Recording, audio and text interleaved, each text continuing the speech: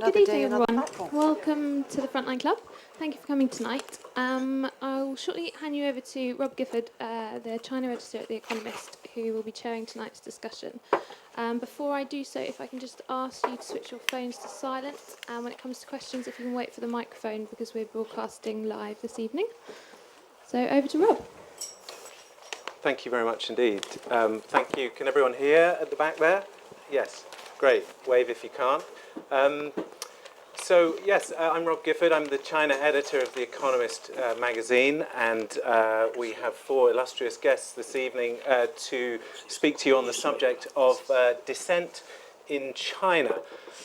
It's topical. It's always topical. It's 25 years, of course, since the killings in Tiananmen Square. In some ways, the defining point when we're talking about this subject. The 1980s in China were, of course, a time of great exploration, political, social, economic, of trying to find the way forward as China emerged from the wreckage of the Cultural Revolution. That all came to an end with the killings in Tiananmen Square in June 1989. But that, in fact, began the start of what's often called the post-Tiananmen deal. The unspoken deal struck between the Communist Party and the people of China that if you stay out of politics, stay out of dissent, you can do anything you want. Make $1 million, go abroad, buy a house. All of these social and economic freedoms have boomed over the last 25 years. And it has been a phenomenal story. And we have seen it. Many of you, I'm sure, have seen it from the inside. We have seen it also from the outside. And it looks like an extraordinary story.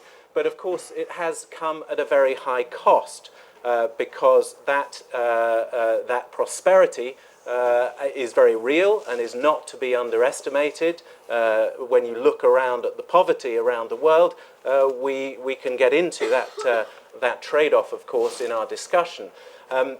But it has come at a high cost. The rights of individuals are still subservient to the rights of the party and to what the party wants in pushing the economy and the society forward in the way that it chooses.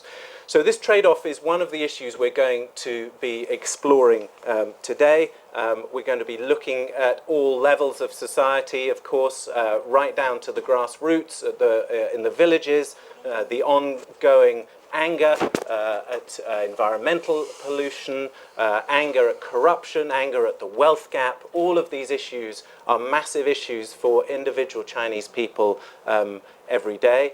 But now, of course, we've got a middle class, hundreds of millions of middle class. Hey, they can't believe their luck. They were born during the gold rush. So what are they thinking about this?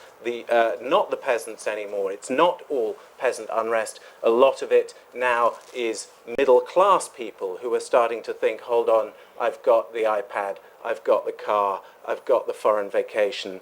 What haven't I got?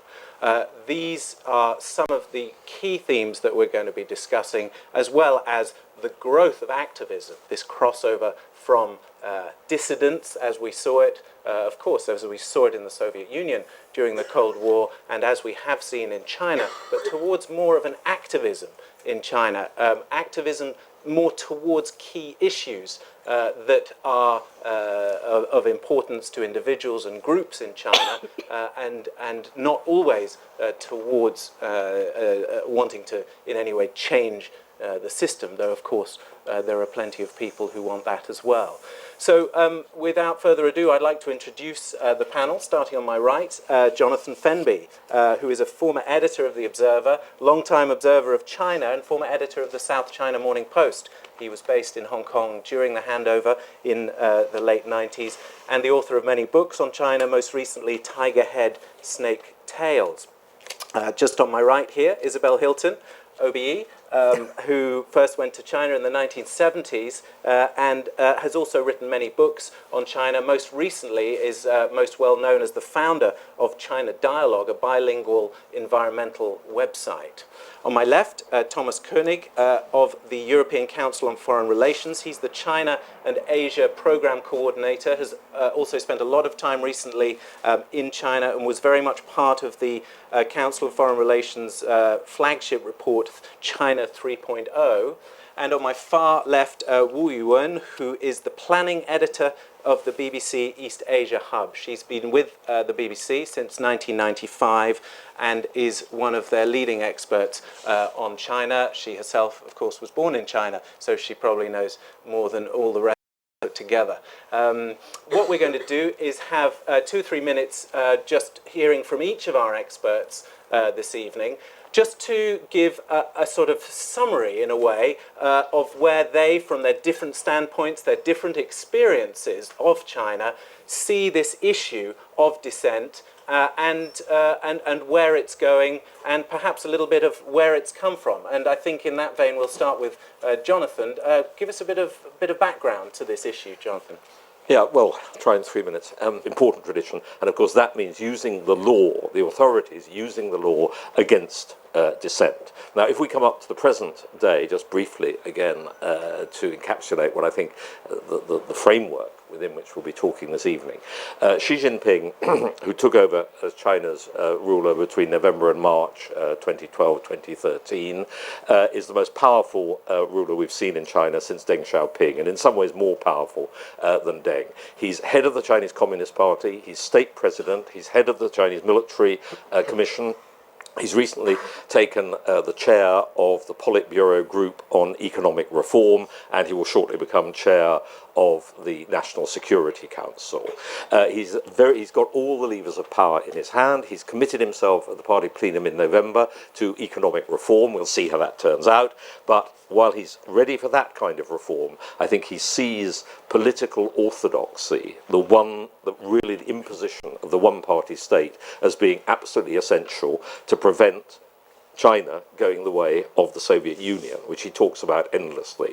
So the crackdown on dissent, which we're seeing undoubtedly at the moment, is part of a broader agenda, I think, which Xi Jinping has accepted. And this means, just to finish, that the local thugs and policemen who beat up a dissenter or something else know, in a sense, that they are serving the broader purpose as set from Beijing, although Beijing will, of course, regret what has happened. But it is becoming more and more difficult to establish voices of dissent in China, both from a historical point of view and from the present political context. Thank you very much. Isabel, what about that post-Tiananmen deal? Is it fraying, do you think? Yes, I think it is fraying. I mean, it was a pretty successful deal for quite a long time, and not only did the mass of the middle classes become more prosperous and have all the personal liberties that you talked about, but there was an explicit co-option of people who'd been troubled, public intellectuals, people in universities, and, you know, I'm sure you also know Chinese professors. I mean, they have cars, they have drivers, they have teams of research students. You know, a British professor would weep at these conditions. But a person in that position, and a person who is admitted to the policy-making community and, you know, is allowed to give advice to the Central Committee and so on, is not going lightly to go against the prevailing trend. So a lot of public intellectuals were neutralized after 1989, not all of them. And I think if you look at what happened to the middle classes, essentially they got on with making money and buying houses and having their one child and going on their vacations until 2007. And in 2007, you had the first big urban middle class protest in China. And what was it about? It was about the building of a chemical plant in a rather pleasant city called Xiamen in southern China. And the people of Xiamen, they went out on the streets and they marched, and the state at first did all the things that the state does. They cut off the mobile phones, they cut off the internet, they began to kind of look threatening, and the people kept on marching, and there was an intervention. It's a very complicated affair, as a lot of affairs are the closer you look at them in China, but essentially there was an intervention from Beijing by some liberal officials in the Ministry of Environmental Protection, who recalled the environmental impact assessment, did it again, and concluded that this plant would be much better situated in a much smaller town further down the coast. Right? So everyone was happy except for the smaller town down the coast. But this was a PX plant. PX is a part of the oil refining chain. It's used in making textiles, for instance, and man-made textiles. And it's produced without problem all over the world. So were the people deluded to protest against it? No, they're not, because the state of the Chinese chemical industry is such that, I wouldn't have them produce aspirin, within 100 yards of my house, let alone PX, because they have a very bad record. So they were both wrong about PX, but right about the principle of trying to clean up the chemical plant. And that protest and its success spawned a whole series of other protests across China, which continue. There are still continuing protests against PX plants, against incinerators. And this is the middle classes finding a set of middle-class professionals, lawyers in particular, who are trying to do what lawyers do. They're trying to defend people who have been accused of crimes, and they constantly get into trouble.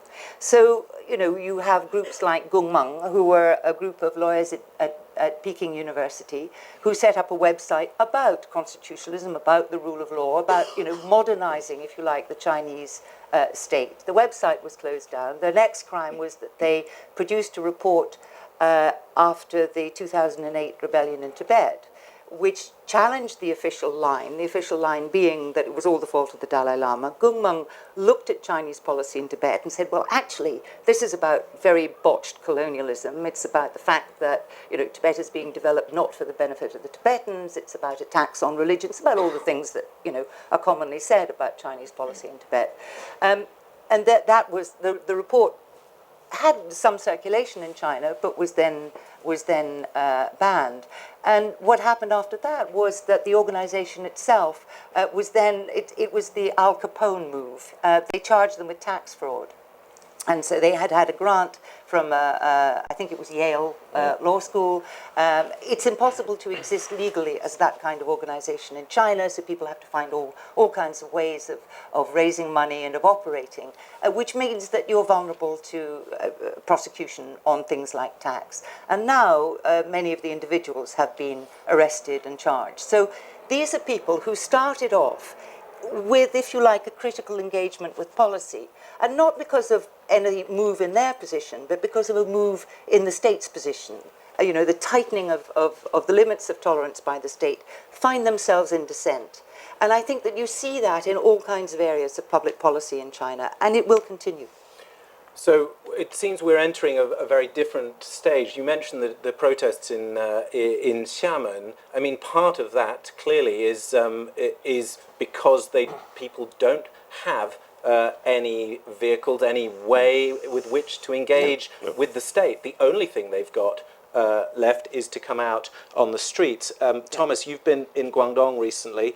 Tell us a little bit about your experience then, especially with NGOs and with that one of the key issues at the moment is the development of civil society and these organizations by which people can engage, that gives them a way to engage that is not just coming on the street. How is that developing? Well, like Isabel as well mentioned, I mean, the development of the civil society and also just the general concept of agency of the one within the masses is something that is just recently developed or recently discovered. And just as we were talking about the Tiananmen factor and the pact that was done back then, I would also urge people to think about the Guangdong factor.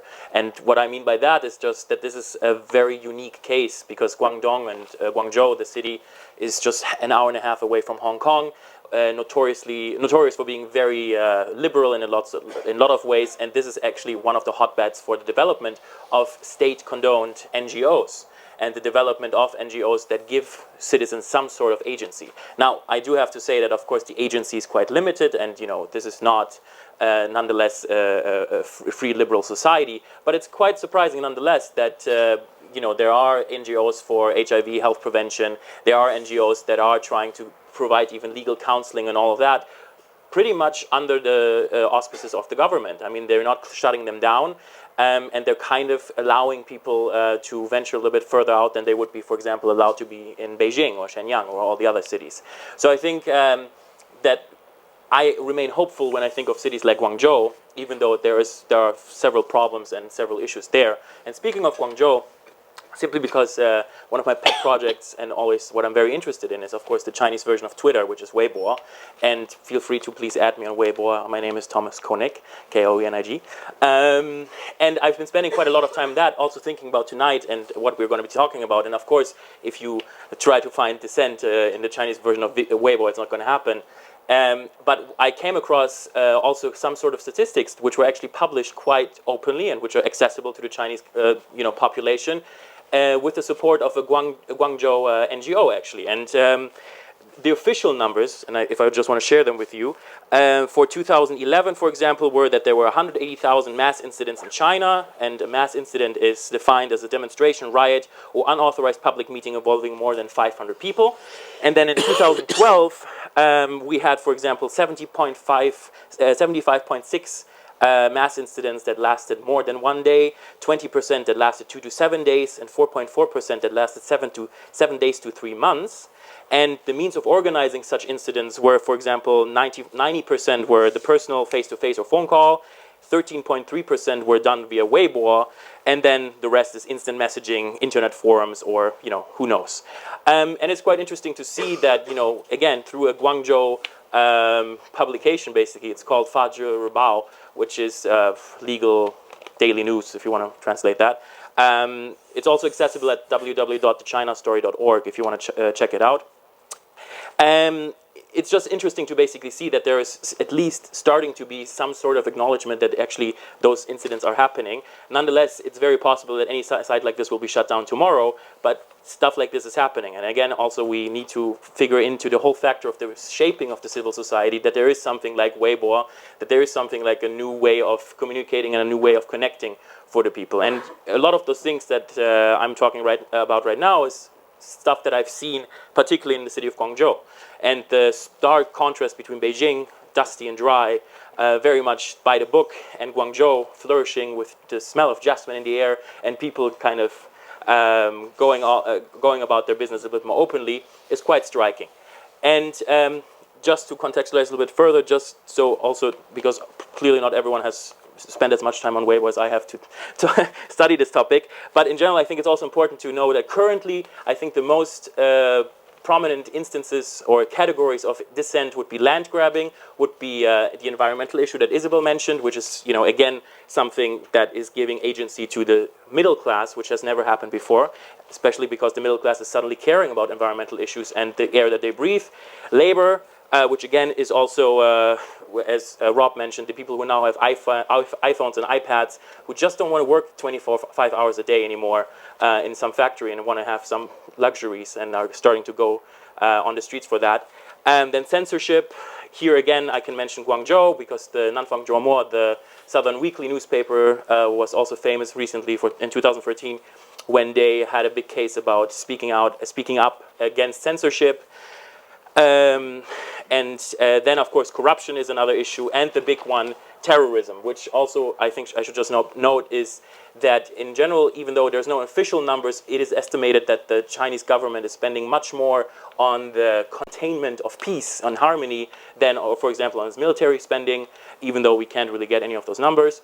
And the idea of terrorism is quite easily applied to anything. So there might terrorism, there might be terrorism with people who are contesting the labor laws, whatnot. So this is quite an easy term that the government can throw around and to make sure that, protests don't go overboard. So all in all, what I just wanted to say with the Guangzhou factor is that there is a new movement that I haven't seen before and that I think is quite unique. It's difficult to say how it's going to actually play out and what civil society in general, Chinese civil society is how it's going to react to that. But interestingly enough, the Chinese government is giving at least some leeway for some people in a certain part of the country to explore it. This might be over tomorrow, but nonetheless, it gives some hope, no?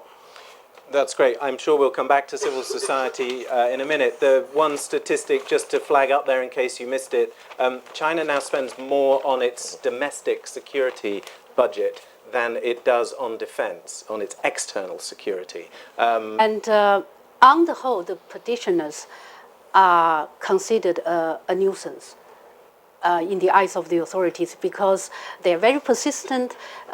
Many a time they sort of present their cases very peacefully, others turn to violence. I'll give you an example later. But normally the local authorities are very unhappy about the presence of these petitioners because they feel in their narrow mind that somehow the presence of these petitioners reflects badly on their own achievement. So what they do is they try very hard to intercept these people from even leaving the village or going to the provincial capital or something. Now, if they fail that, they would set up these offices in provincial level or in Beijing. Now, these are called the black jails, notorious because they were set up by all the provinces to detain their own petitioners. And some of the petitioners were detained for years on end. Many were tortured and many were sort of raped even. And the purpose of detaining these people is so that they don't make trouble, because they are generally seen as troublemakers.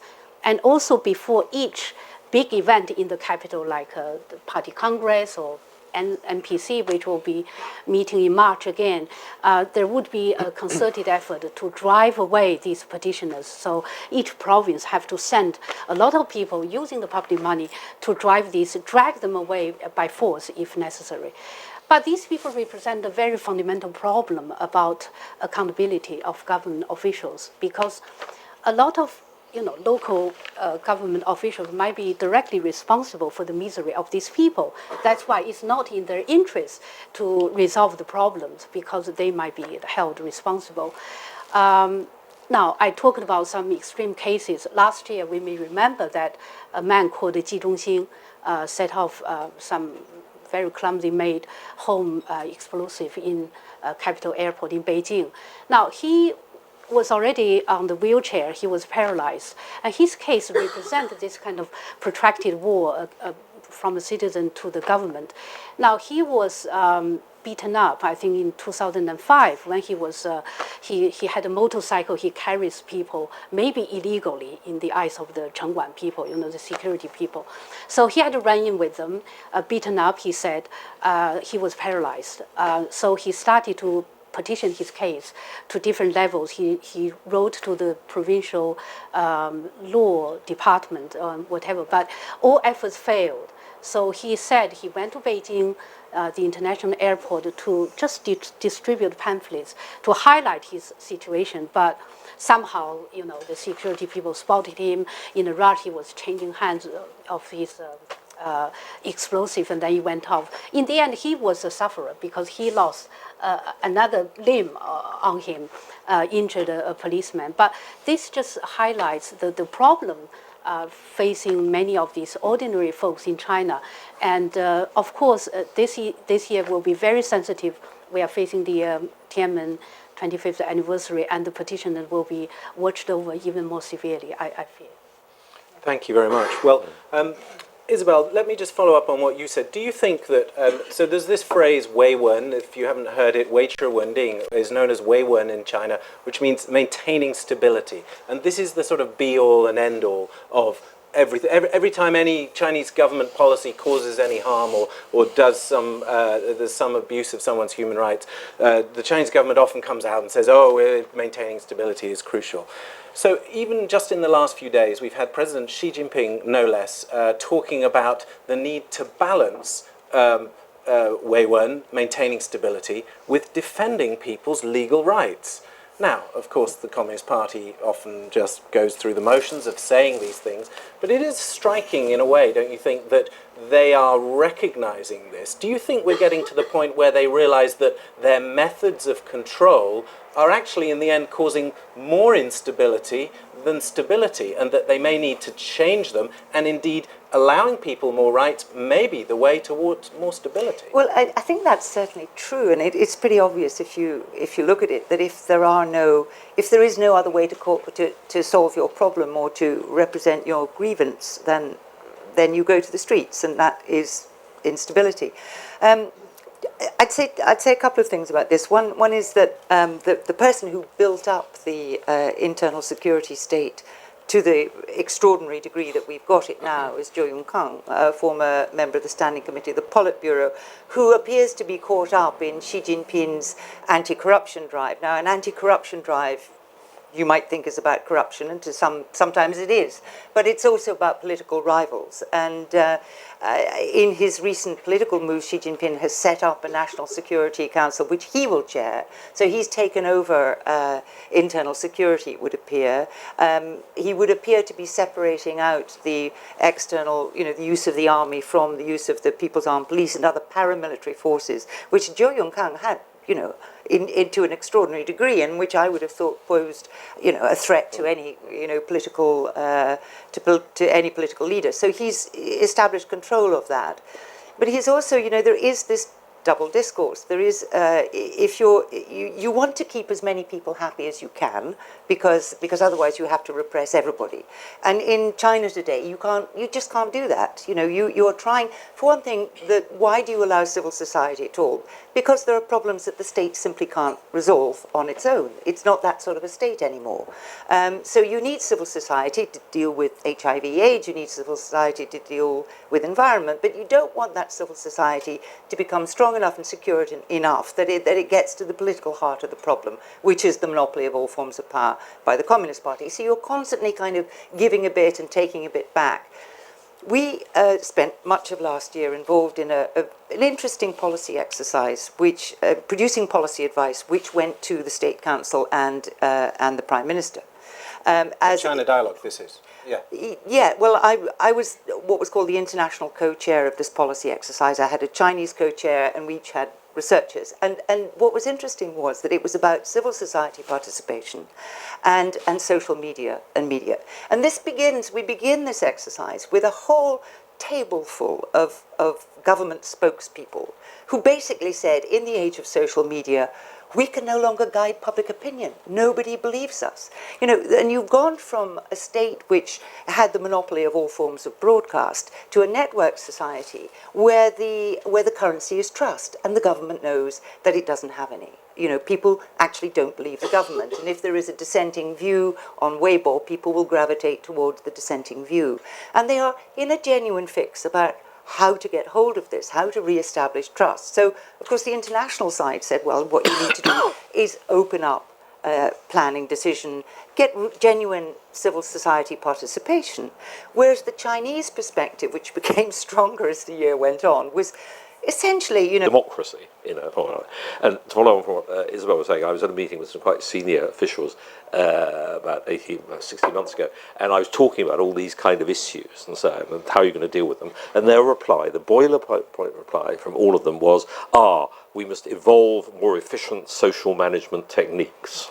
So this is social management is the word. Yeah. And on rights, I don't want to be the cynic or the negative person all the time here, but it will be a definition for Xi Jinping of rights within the system which controls it. You have this constitutional question, for instance, in China, that there is the constitution, as Isabel said. It guarantees lots and lots of rights, and Xi Jinping has said we must follow the constitution, but the party press and orthodox party-lining officials spent a lot of last year with violent attacks on what's called constitutionalism, which is liberals who've given up on the idea of democracy, who just say, let's respect the constitution. And they were portrayed as being the agents of foul Western attempts to undermine China. So when you get the official, the party state in China, attacking people for appealing to the Constitution, you're in a pretty strange hall of mirrors. Absolutely. Thomas, though, what should they do? Where do you go? Where do you go? You're in this situation. You're in this hall of mirrors where you're trying to maintain stability, which everyone agrees is important, and everyone in these meetings, a lot of these people, they know this can't go on forever.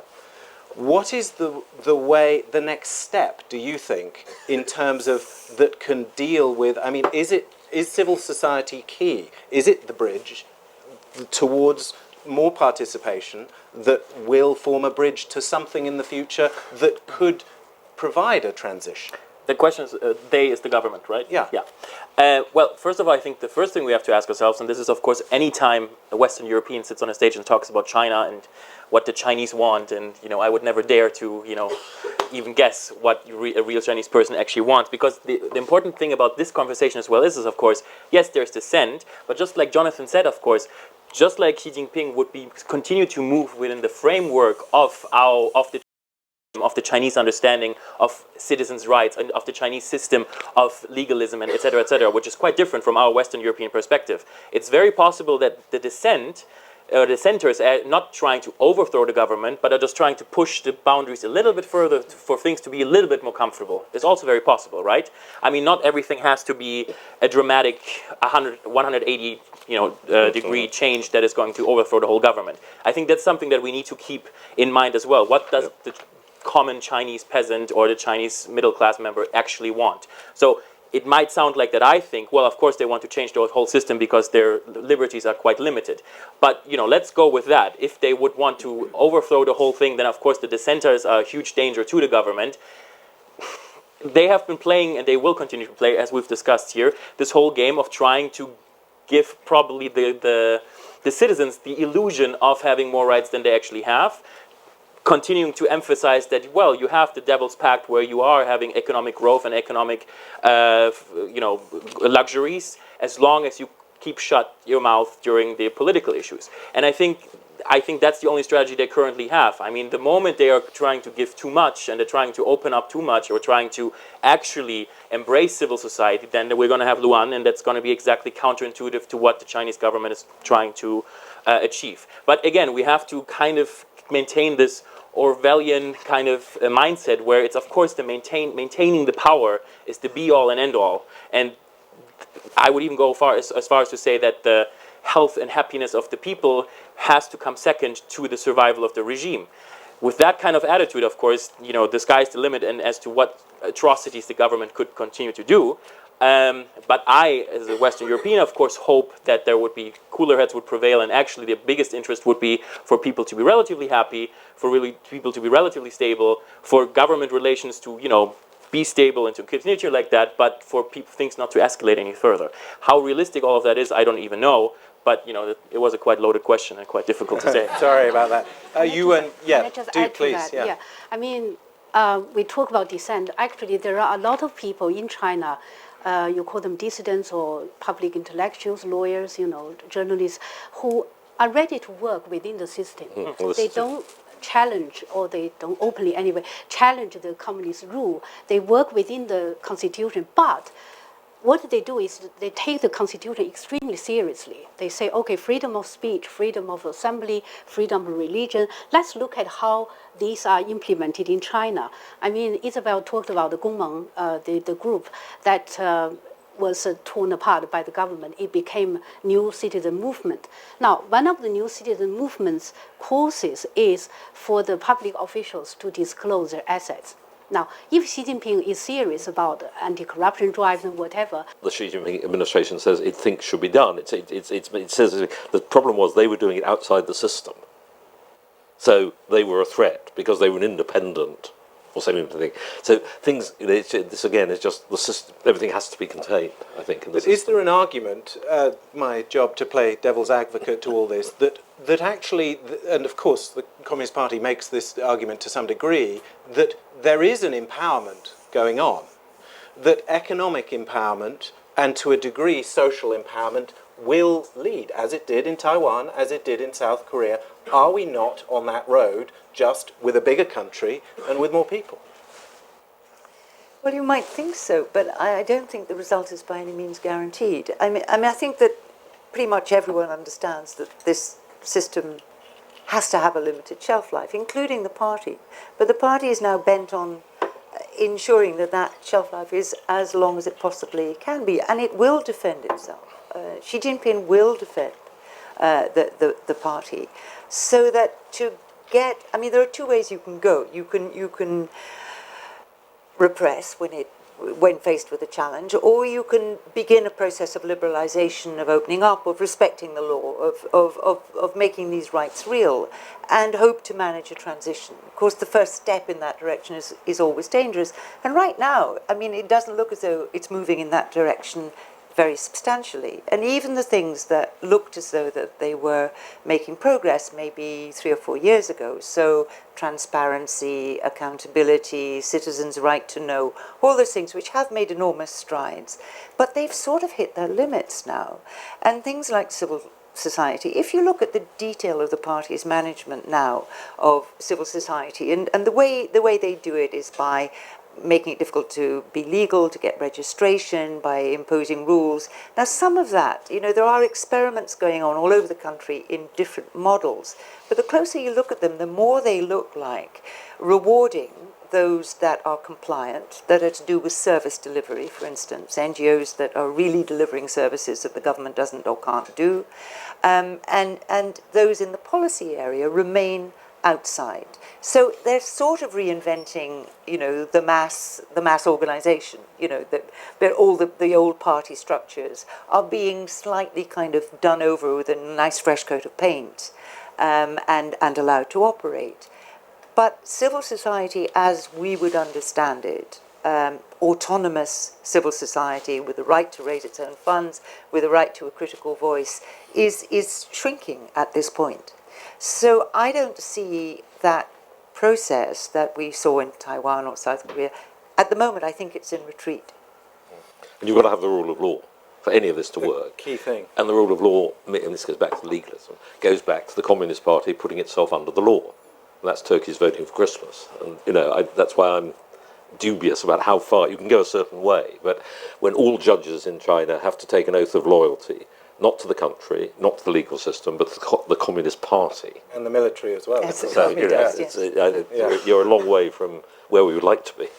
Right. Well, as you can tell, lots of ongoing problems in China. If you want to just ask a question, please do raise your hand. Let's open it to the floor, and do, of course, challenge any of these comments that have been made, or make a comment or ask some questions. Let's start at the back with that gentleman, and then this gentleman at the front. Do direct it at one of the panelists or at everyone as you wish. To everyone, I think. The first awareness I had of civil society agitating itself successfully in China, rather than the petrochemical plant, was about Wukan. Yeah. Can I hear an update on Wukan, which was a village that somebody explained? Yes. Thank you. Wukan was a small village in Guangdong province near Hong Kong that had a big uprising, originally started about land grabs, I think. Who'd like to... Well, it was Isabel, ostensibly a success. They threw out the party and the state officials. As you remember, there was a standoff. Would the state repress or not? The state didn't. They elected their own officials. But I think Reuters has been following this very closely, so you might want to look up what they've been saying. But in the 2 years, nearly, since that episode, the people they elected have resigned, because essentially they were not able to resolve the issue that started it all off, which was the illegal seizure of land. So that they got a kind of empowerment in terms of the management of the village, but then they couldn't solve the question of you know, the greater power, which was the economic and political power of the people who grabbed the land. So that there's a lot of now, as I understand it in Wukan, a lot of disillusionment and you know, feeling that it didn't go anywhere. And I think that this is one of the big problems, is that often issues flare up, and they're big issues, and the firemen rush, metaphorically, to put out the fire in that area, but there's no broader solution to the big issue of land grabs. And at the top level, Wang Yang, who was the Communist Party secretary running Guangdong at that time, and who made various other moves, and who certainly, in this case of Wuhan, did want to reach a settlement. And so after an initial hardline response by the local authorities, when the provincial authorities got involved, he sent his deputy to work out a settlement. He talked quite a lot about citizens' rights, respecting them, and so on, and he did not get elevated to the standing committee of the Politburo at the following party congress. I just want to add, even if the experiment might ended up in some failure, looks like it's not the villagers' fault in a way, because they're not exposed to a mature democracy, a mature system of election, sure. And there aren't many good examples they can follow. So they're all fighting on their own in a way, and maybe the authorities are waiting for them to fail. But so they were also up against a much stronger force, which was the economic force behind the land grab. Yes, exactly. They had so no power against them. unless the movement is wider, then Right. it's very difficult for an isolated case to Just to follow succeed. up. So it wasn't the fault of the villagers that it failed, but basically the fact is the lack of the rule of law being observed. Yes. There was nothing they could appeal to. Yes. They had no instruments, And even if gains are made, which they sometimes are, and they are made, sometimes there are concessions. And it's quite striking, don't you find, in recent years, how when there's a problem, there is often a big rush to throw cash at a problem. Absolutely. With the middle class, To absolutely. say, quick, move the PX plant, because they're so afraid. But it's very much on an ad hoc basis, I think. Yes, question at the front. Every time I look at China dialogue, I think of our Supreme Court and Congress in disrepute, where very often environmental protection is considered treasonous. In our Supreme Court, you cannot bring a case against our multinationals extrajudicially. How in a hyper-capitalist society are you and your respondents able to operate? I can't. I mean, are we able to? how are you able to operate? How can you? This is incredibly subversive to do China dialogue. Well, we have an equal opportunity subversion policy. We're as willing to subvert capitalism as we are communism. Well, can I ask a second question about the petitioners? Because you mentioned the law as an instrument of intimidation, but there have been these kind of mini 100 flower movements 4 or 5 years ago, where people were invited. The petitioners and people, and you now have what Roussel, our foreign policy man, calls a youth quake in China. Is the grass level court system able to handle these kind of petitions? What happened? I gathered that 4 or 5 years ago it was flooded with cases. Would be assigning their own death sentence. Didn't they allow it to work its way a certain way up? I mean, I think, as Isabel said, there's always a certain amount of allowing a little bit, but the ceiling is always there. Yes, question here. The microphone just coming. Thank you very much. Thank you. Just 2 short questions. Could I ask a little bit about the role of the army? I mean, the army has played an interesting part in the Arab world. I don't suppose it ever will in China, but I'd be interested in your views. And the other thing is, what about village elections? Do they have any independence, or are they just entirely controlled by the party? Thank you. Who wants to talk about the military? You win? Well, the army has to serve the party. There's no question about that. I think there was some argument in the past few years about whether the army should be belong to the country and rather than the party, and more neutral, less political. But I think that discussion has been killed, and Xi Jinping made it very clear it has to serve the party. So I can imagine if there is, God forbid there isn't, but if there were another June 4th, the Tiananmen movement, the army will be there at the beck and call of the party to suppress the demonstration. There's absolutely no question about that. It's called the People's Liberation Army, but it's the Party Preservation Army, really. But I mean, interestingly, Xi Jinping, he got the chair of the military commission immediately, whereas he could have had to wait under the procedural things. They could have made anyway. And he has said, I mean, how do I know? You know, this comes from sources who've talked to sources. This is probably 100 source long thing, that he has been actually quite shocked by the bad condition of the PLA and the corruption in the PLA. And you've had a number of moves, such as, I mean, this may seem silly, but telling PLA units have been told to reuse uneaten food. They must eat it all up, and so on and so on. I think the sale of military number plates, which used to be sold to rich people to put on their Bentleys so they wouldn't be stopped by the police, has been stopped, although there may be other ways of doing it. And there have been a lot of promotions of kind of Xi Jinping generation generals to solidify the army. But what, very briefly, without going into it, I think did have quite an effect was the fear during the Bo Xilai affair that he was going to use his father's army contacts with Zhu Yongcan too and the PAP to stage some kind of coup. So there was a big drive last year to ensure party loyalty, and as far as we know, that has succeeded. He's also creating a unified command for the Sure, first time. yes, absolutely. I mean, one of the problems the PLA has had is that it's been a whole series of fiefdoms, and it's by no means clear that were the army ever called upon to fight anyone other than citizens on the street, it could do it to any effect. The last time they did it in Vietnam, they were roundly beaten. And, you know, they have different equipment because different fiefdoms order different stuff for different reasons. So it's quite interesting that Xi Jinping feels confident enough, which no other political leader has, to create a unified command in the army, which then creates a kind of entity that you really have to stay on top of, as opposed to something you keep fragmented. Can I just, before we get to the second question, can I just ask the other three panellists, do you agree with Yuan? If June 4th happened again right now, would exactly the same thing happen? I don't think so. What do you think would happen? I think, well, not in that form. Would it be put down with force? It would be cleared by force, but not quite, I don't think probably in that Cleared manner. rather earlier, wouldn't it? It would be cleared much earlier.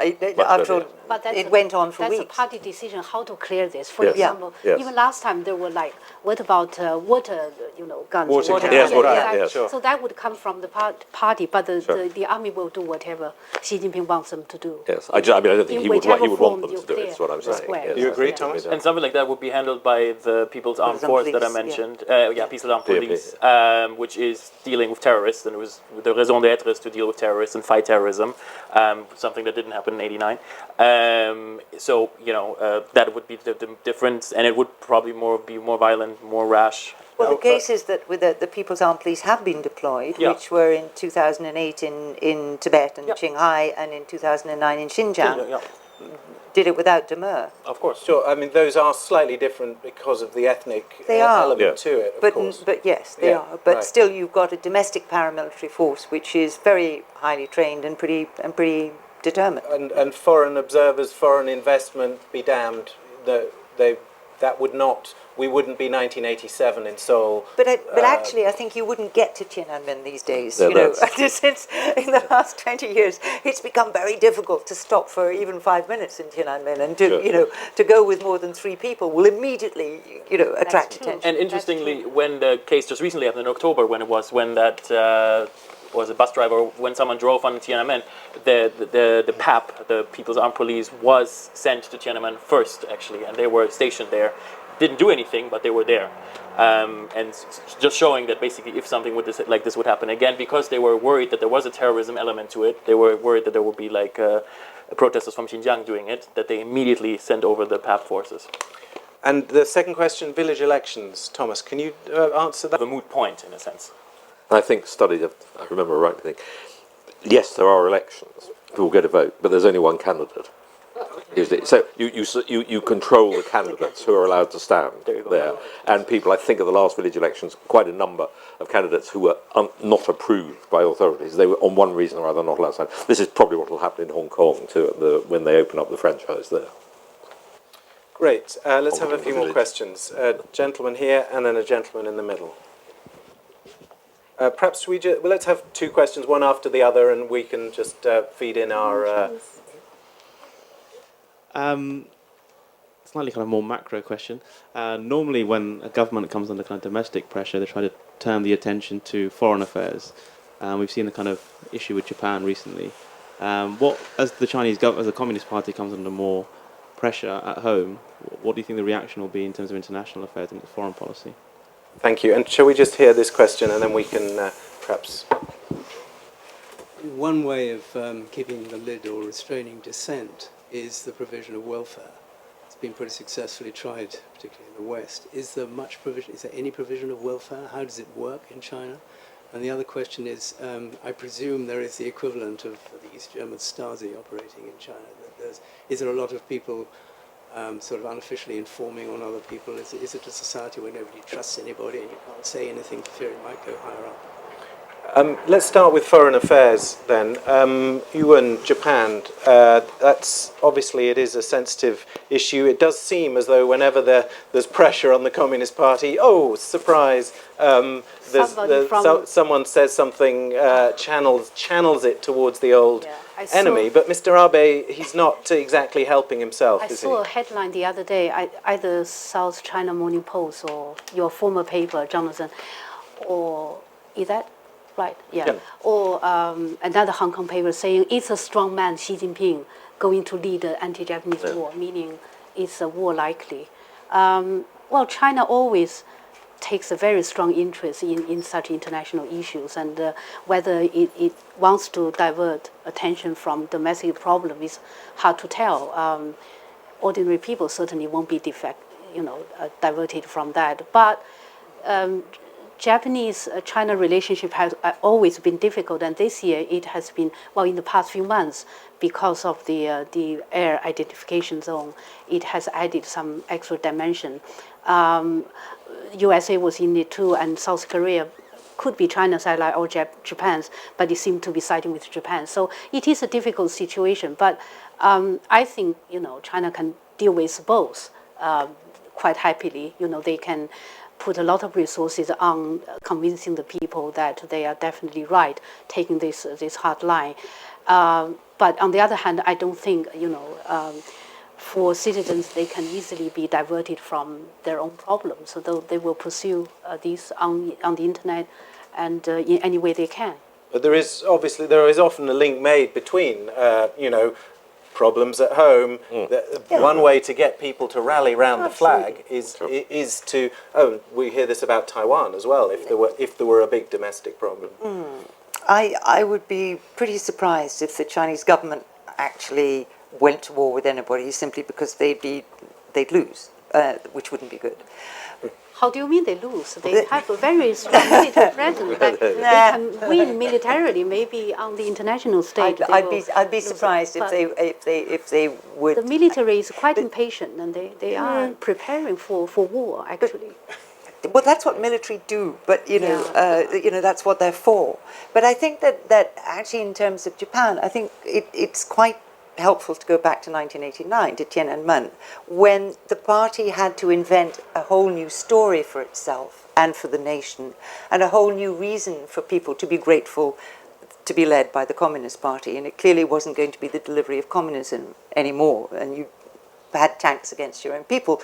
So they recast the history of China, and this was a national security project to retell the history of China as a story of grievance. Now, we've become very used to hearing the story of grievance, the notion that China was, a great power in the world, brought low by the action of foreigners, the Brits, the Opium War, the Anglo-French expedition, the Japanese. It was all the fault of the foreigner, and that has been the line since 1989. And it has been accompanied by a massive program of memorialization, of building of museums, of anti-Japanese, of museums to Japanese atrocities, which are real atrocities, but they were not memorialized before, to the rehabilitation of the old Summer Palace as a site of national grievance. It's been a state policy, and it's been a very heavily invested policy, and it has created a generation who have a kind of a nationalism of grievance, and that is something. This is the tiger that the state rides, and there are occasions when it has sort of got out of control of the state. So I think it's, it is a slightly. I think we make a mistake to think that the Chinese government is always in control of public opinion, because there is a nationalist element in China that feels that the Chinese state, that criticizes the party for not being robust enough, for not taking enough revenge on Japan for not occupying Taiwan. So they do have to manage these elements. And they've partly created this problem themselves by this retelling of the story. So the danger, I think, with Japan is not that the Chinese would plan for war, but that any of the, the kind of incidents, they're setting themselves up for an incident with a ship collision or whatever it might be, that they would find very hard to back out of. And that, I think, is the danger there. The bizarre situation of the Communist Party being thought to be a bunch of softies by a large proportion Absolutely, of the angry population. young Chinese. And at the same time, since 2008 and 2009, you've had an enemy within, in Xinjiang and Tibet. Right. So you have both elements, if you like. Terrorism. Yeah. And you have this, you may be familiar, Xi Jinping, the slogan is the China dream. I have a dream. And part of that is national rejuvenation and military strengthening. So that all fits in. He has to take a certain position. But I think, and I may be overstating myself completely, I think the problem with China is it doesn't have a foreign policy. It has it reacts bilaterally to events, occasions. It doesn't have a coherent global policy, and it doesn't have, in effect, a global regional coherent regional policy. So it has managed to frighten, alienate, whatever the word is, the Philippines, Vietnam, Malaysia to an extent, obviously Japan now, although Abe has contributed hugely to this, and it's got the spectre of America and the fleet in Okinawa standing there, which is far more powerful than anything China has got, and with alliances with Japan, with South Korea and the Philippines. And it's managed to work itself into a real corner in terms of regional policies.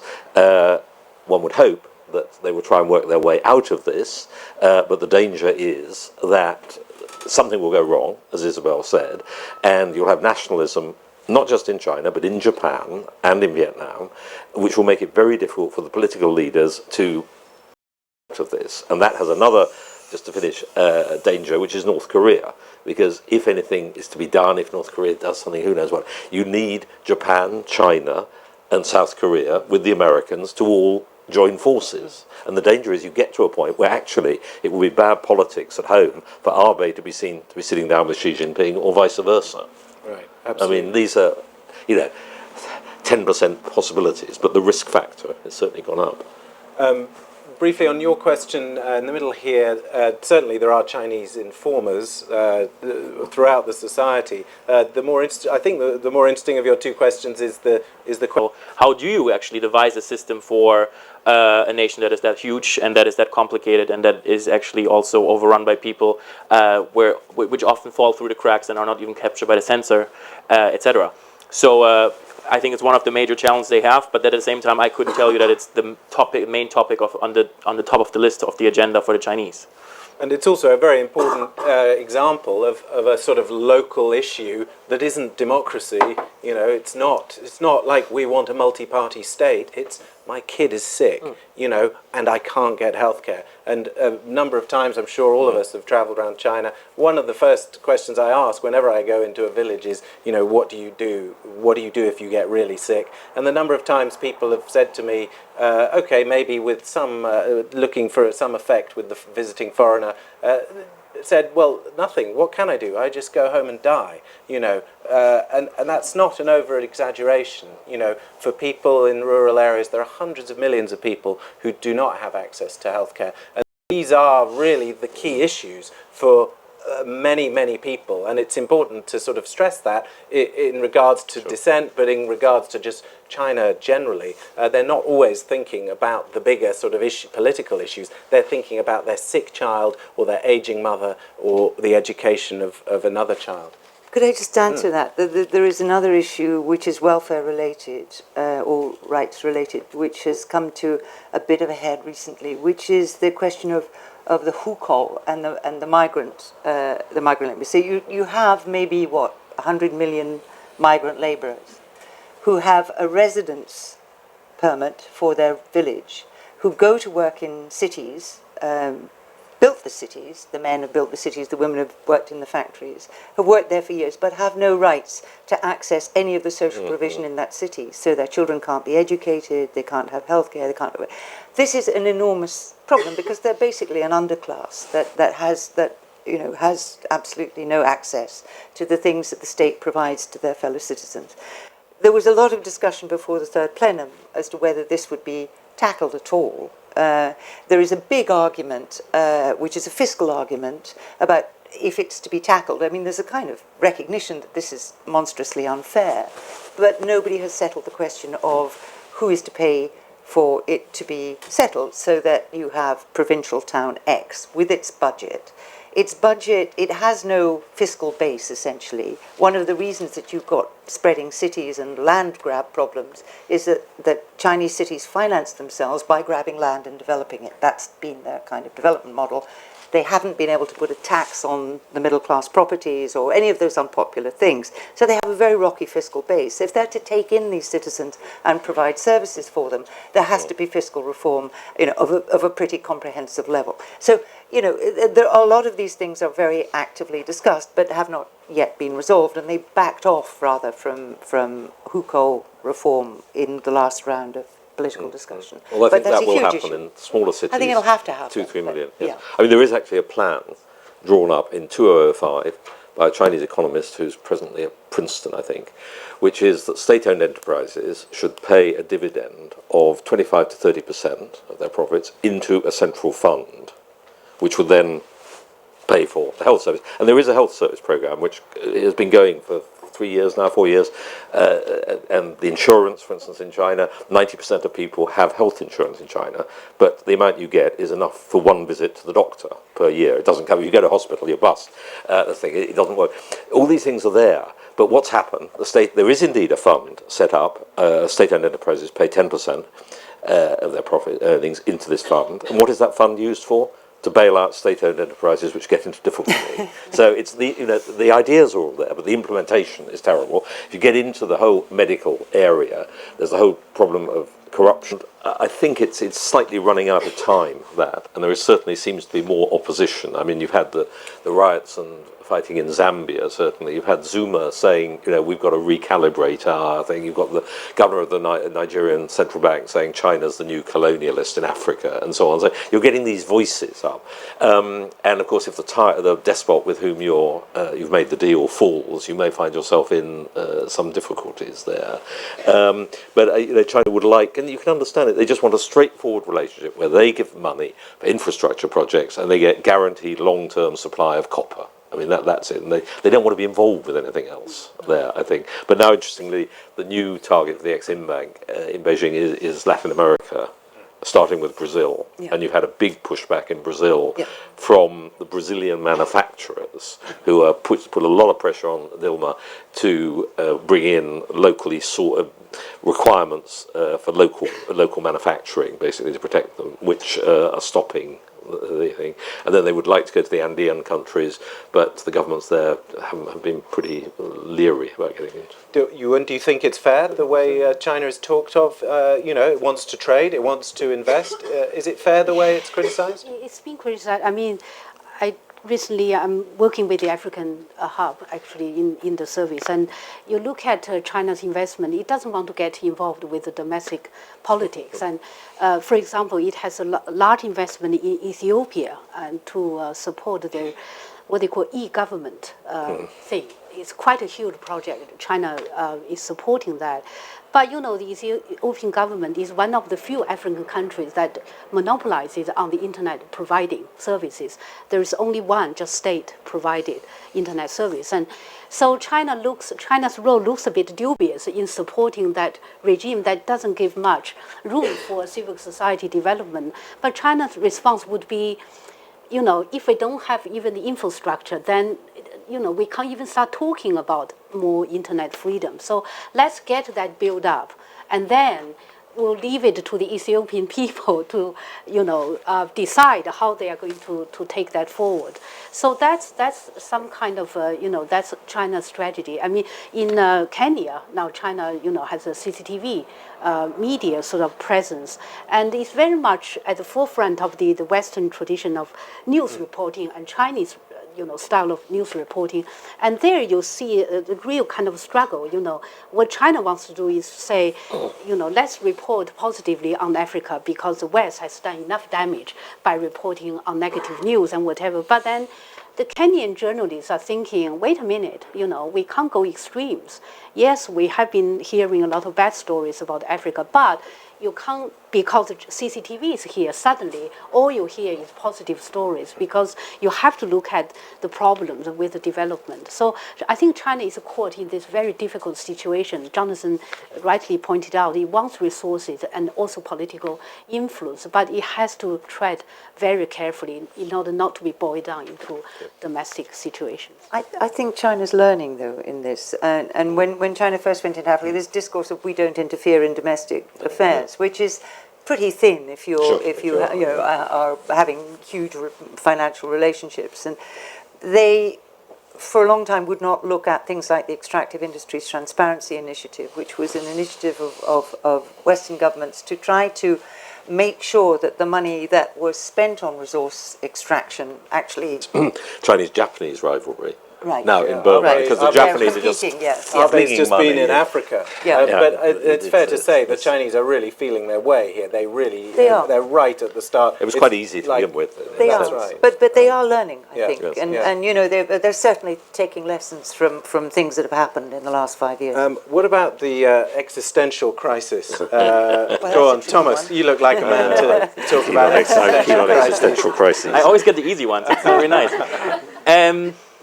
Well, I would first of all agree with you because also when I spent some time studying at Peking University in Beijing, I had a quite good course where I was together with Chinese students and studying together with them, and we actually did also international law together, which was quite the experience.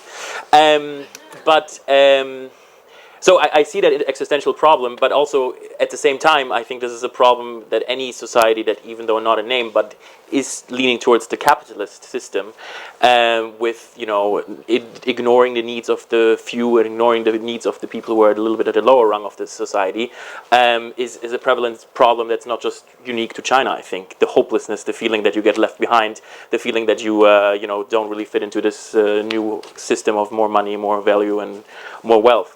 The only thing I think that makes China unique in that sense is that there really is no way out. It's true. I mean, the moment you are kind of down, you don't have to be a peasant. You can be a poor student who even has managed to study at one of the best universities, but then you are also looking at the competition from thousands of other students who want, who are vying for the next job. I mean, the overpopulation actually adds another element to it that other countries don't have. I'm sure that the government acknowledges the problem, but at the same time, we started off with the Tiananmen deal of saying, more wealth and you guys are going to be taken care of because you guys are going to be fighting for more capitalism, or not more capitalism, but you're going to be more wealthy. So this is what we offer you for you shutting up politically. By default, that system means that if certain people are going to be left behind, if you want to play that along. So suddenly for the government to say, oh, no, we're going to take care of the people who are left behind would be contradictory to that initial deal that they made. So there they have a little bit of a, standoff with their own beliefs and their own achievement, what they want to achieve in society. So invariably there's going to be a lot of people who are left out, and this hopelessness and this general hopelessness could result in the students rising and going on the streets, but I think it's unlikely, as we also discussed. The climate is just different. And a lot of people are going to work at KFC for 20 quid a month and try to survive. I think that's just invariably the way it is. But this brings in, I think, materialism has driven China. The ism is not Confucianism or Marxism, it's materialism in China. But you get to a point where it's difficult to go on. Two difficulties you have with that. First of all, the middle class, as I think we've said before, is, this is why they were all reading de Tocqueville at the time of the party congress. The most dangerous moment for an absolutist regime, according to de Tocqueville, is when the middle class have enough money to have time to think. And that's the thing. So you've got a lot of people who now, okay, they want to make more money, sure, but they're thinking, why do I have to have a face mask with me when I go out in Beijing? Why can't I drink water from the tap? Why can't I use Chinese baby formula? And so it's these why questions there which go beyond the materialism. But then the people left behind, I think all the pose for my book, I looked at a lot of Chinese pose there, and people who are less well off as a rule. They don't resent people being rich. That's accepted. What they resent is the unfairness of who gets rich. And that's where corruption and the whole princeling thing, is a real, I think, cancer is too strong a word probably, but in society, that you can't get on unless you have connections. I mean, there's a famous quote from the lady who runs the Soho big property group in China. She says, when you're rich in China, everyone assumes you're corrupt. What she doesn't say is, so why not be corrupt? Would be the kind of follow-up to that. And that's that's a problem. And in a sense, Xi Jinping, certainly Li Keqiang, the Prime Minister, recognised that. She has a slight problem because Bloomberg has shown how his family got extraordinarily rich through their relationship with him. So, that's the classic unfair situation. I'm not sure cancer is too strong a word, well, actually. No, I mean, really. It's a cliche that one tries not to use. Can I just also quickly pick up on what Jonathan said? Because I was in Seoul a couple of months ago, and we met with the economic advisors for the new Park government. And the important point that Jonathan is making as well is because back then they told us that around the time of the Seoul Olympics is when the GDP, the per capita income was reaching a level, there's a certain threshold, I think it's 5,000 per capita, when people are starting to care about more than just survival, but are actually starting to demand certain services and all of that. And the idea is that level 2015, I'm not quite sure. So this is also something that the government is eyeing quite carefully, because the moment this level of per capita income is reached, people might be even more angry, might be going more to the streets. So, or the young people would also be starting to demand all that per capita income for themselves. But I think sorry to interrupt, but the problem, is it not, is that in South Korea when that happened, and indeed in Taiwan, to go back to our earlier comparison, you basically are in a country of 40 million people, or 22 million people, where basically everyone became middle class within a generation. In China, you've got hundreds of millions, sure, who are up there with 6,000 a year, but you've still got 700 million who are in the countryside. So what are you actually going to do with those 400 million? You're just going to hold them? How are you going to hold them so that they don't want to go on to what the South Korean middle class then did in 87? And that seems to me as though that's going to be a key thing, and that's the key difference in many ways with South Korea and Taiwan. Okay, we've got time for two final questions then. Gentleman at the front and a gentleman just at the back there.